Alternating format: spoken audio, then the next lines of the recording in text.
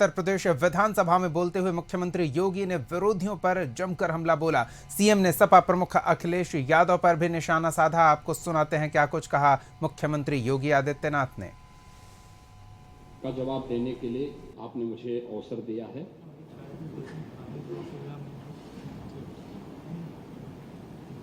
ये मेरे लिए प्रसन्नता का क्षण और भी है कि जिस उद्देश्य के साथ इस सदन में माननीय सदस्य आते हैं, इस पूरी चर्चा में उन्होंने भाग लेकर के अपने विचारों को इस सदन के सम्मुख रखा है। सत्ता पक्ष और विपक्ष से जुड़े हुए हमारे उन सभी माननीय सदस्यों को मैं हृदय से धन्यवाद ज्ञापित करता हूं, जिन्होंने इस पूरी चर्चा में भाग लिया है और उनकी संख्या 146 है। 146 माननीय सदस्य, माननीय नेता प्रतिपक्ष समेत 146 सदस्य चर्चा में भाग लें, ये अपने आप में एक बहुत गंभीर चर्चा है। मुद्दे अपने हो सकते हैं, अपनी विचारधारा हो सकती है और अपनी अपनी सोच के आधार पर अपने विचारों को व्यक्त करने की एक स्वतंत्रता भी, अभिव्यक्ति की स्वतंत्रता में हमारा संविधान हमें देता है। तो उसके तहत माननीय सदस्यगण अपनी बातों को रखते हैं। लेकिन सभी सदस्यों ने और बड़े पैमाने पर सदस्यों ने इसमें भाग लिया, जिसमें सत्ता पक्ष से जुड़े हुए 98 सदस्यों ने और प्रतिपक्ष से जुड़े हुए 48 माननीय सदस्यों ने इस पूरी चर्चा में भाग लिया है। मैं उन सबको भी हृदय से धन्यवाद करता हूं। माननीय नेता प्रतिपक्ष की बात को मैं बहुत ध्यान से सुन रहा था। उन्होंने बहुत सारे मुद्दों की ओर ध्यान आकर्षित करने का प्रयास किया था। मुझे अच्छा लगा कि नेता प्रतिपक्ष अब समाजवादी से सनातनी हो गए और उन्होंने अपने सदस्यों को अपने स्वभाव के विपरीत जाकर के टोका भी कि तुम क्या समझते हो जो है सनातन के बारे में, तुम नहीं समझ पाओगे। यानी उनकी बुद्धि से परे का ये विषय है। लेकिन ये स्वागत योग्य है कि आपने इस विषय को समझा है और इसको महत्व देकर के उसके प्रति सम्मान का भाव भी व्यक्त किया है। लेकिन मैं शुरुआत करना चाहूंगा मान्यवर अपने उन बातों से लेकर के जो हम लोगों ने पहले दिन यहां पर महामहिम राज्यपाल जी के भाषण के दौरान देखा था। जो दृश्य इस सदन में देखने को मिला था, आप संविधान की प्रति लेकर के घूमते हैं, लेकिन संवैधानिक पदों पर बैठे हुए मानवभावों के प्रति आप लोगों का दृष्टिकोण क्या है, यह राज्यपाल जी के भाषण के दौरान इस सदन के दृश्य को देख करके हम सहज अनुमान लगा सकते हैं। जो शोर शराबा है, जिस प्रकार की टिप्पणियां की जा रही थी, जिस तरीके से उस समय राज्यपाल जी के प्रति व्यवहार किया जा रहा था, क्या वह संवैधानिक था? और उस प्रकार का व्यवहार अगर आपका संवैधानिक है तो फिर असंवैधानिक क्या है?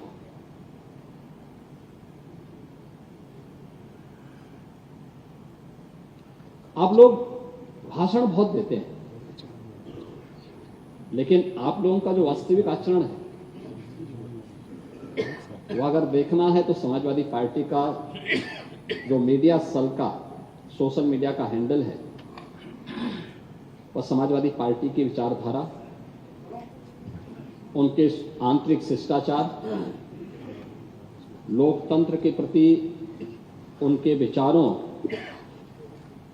की अभिव्यक्ति का एक ऐसा माध्यम है जिस पे कोई भी स्वस्थ समाज स्वयं लज्जा महसूस करता है और दूसरों को आप उपदेश देते हैं। महोदय, मैं इस पे जो माननीय नेता प्रतिपक्ष ने और अन्य माननीय सदस्यों ने जो प्रश्न उठाए थे और जो मुद्दे उठाए थे, बहुत महत्वपूर्ण मुद्दे थे, मैं उन सबका सम्मान करता हूं।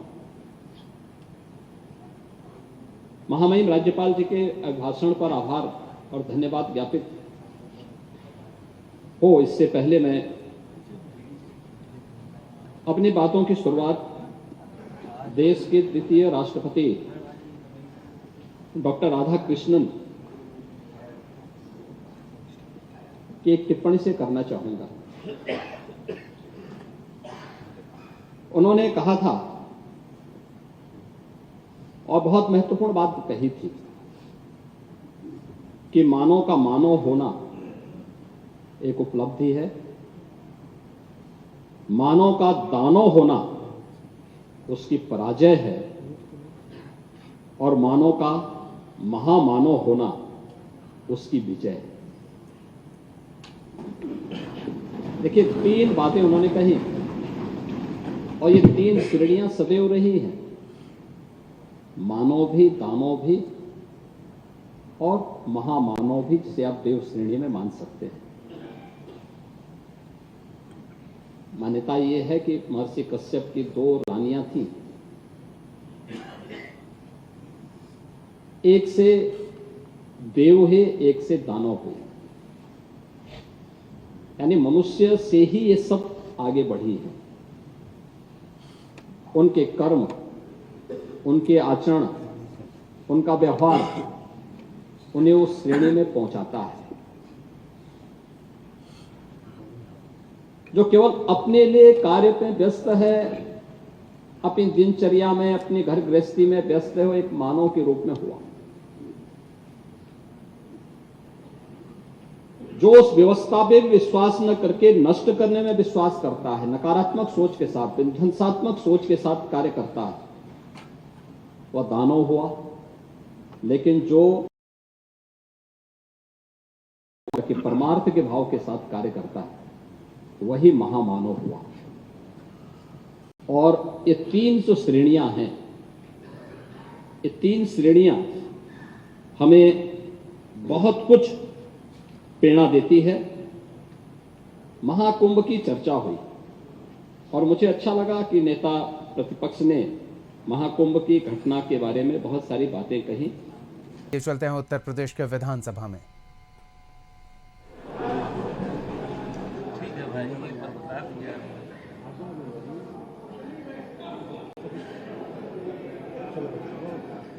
लेकिन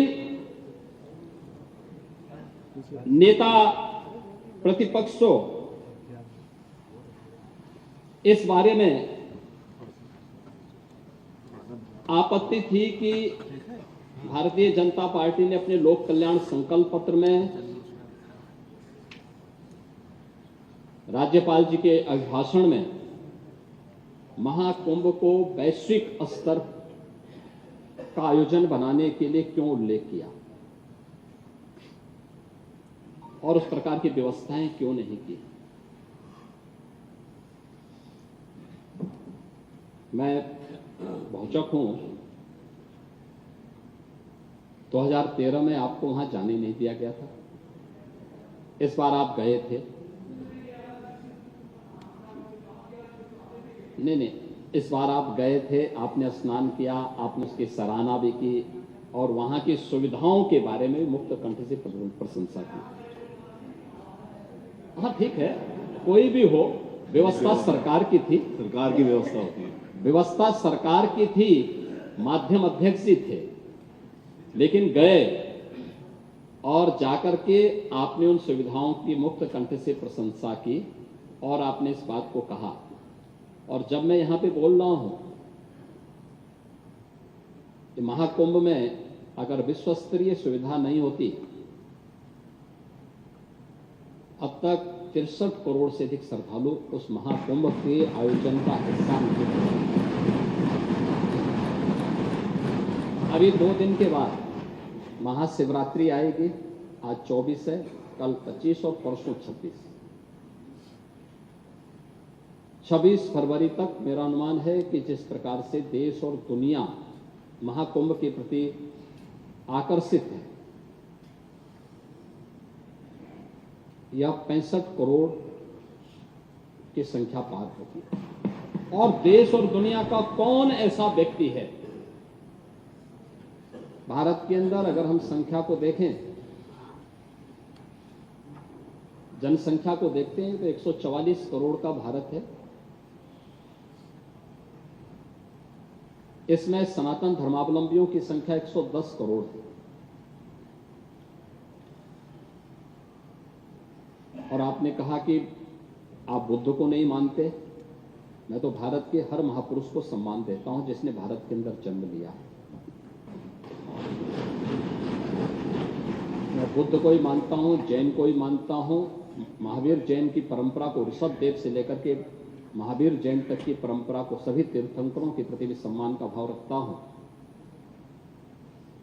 सनातन धर्म के साथ साथ बौद्ध तीर्थ स्थलों का भी पुनरुद्धार और सुंदरीकरण के कार्यक्रम को हम पूरी प्रतिबद्धता के साथ कर रहे हैं। भारत के प्रति सम्मान का भाव रखने वाले और भारत की सनातन परंपरा में प्रत्यक्ष और अप्रत्यक्ष भूमिका रखने वाले सभी पंथ और संप्रदायों को पूरा सम्मान करते हैं। बौद्ध हो, जैन हो, सिख हो, ये डबल इंजन की ही सरकार है कि 26 दिसंबर की तिथि ये डबल इंजन सरकार ने, प्रधानमंत्री मोदी जी ने